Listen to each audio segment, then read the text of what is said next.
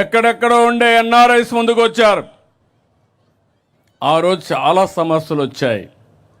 ఒక పక్క రైతాంగం భూములు ఇచ్చేశారు, మీకు వ్యవసాయం లేదు, ఆదాయం లేదు, మీకు వచ్చే కవులు కూడా ఇవ్వలేదు.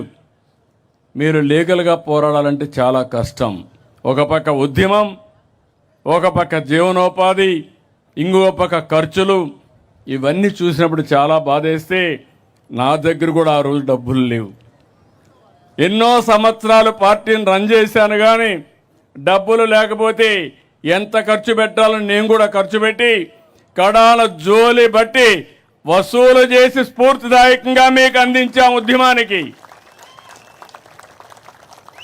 పవన్ కళ్యాణ్ గారిని చూశాను, ముళ్ళ కంచెలేస్తే ముళ్ళ కంచెల్ని ఛేదించుకొని మీరేమన్నా చేయమని మీ దగ్గరకు వచ్చి సంఘీభావాన్ని తెలియజేశారు. బీజేపీ నాయకులను చూశాను, వాళ్ళు అదే మరిగా వచ్చి సంఘీభావాన్ని తెలియజేశారు. ఇప్పుడు కూడా జ్ఞాపకం, న్యాయస్థానం దేవస్థానం, అమరావతి నుంచి అరసువెల్లి వరకు మీ పాదయాత్ర మధ్యలో మీరు ఆపేసే పరిస్థితి నేనే సజెస్ట్ చేశాను. వద్దు, ఇంకా పోవద్దండి, ఈ దుర్మార్గులు ఏం చేస్తారో తెలియదు, మర్యాదగా ఈరోజు ఒక అడుగు తగ్గదాం, రాబోయే రోజుల్లో 10 అడుగు సింహాల మారిగా ముందుకు పోదామని చెప్పా. అది ఈరోజు చూపించాం.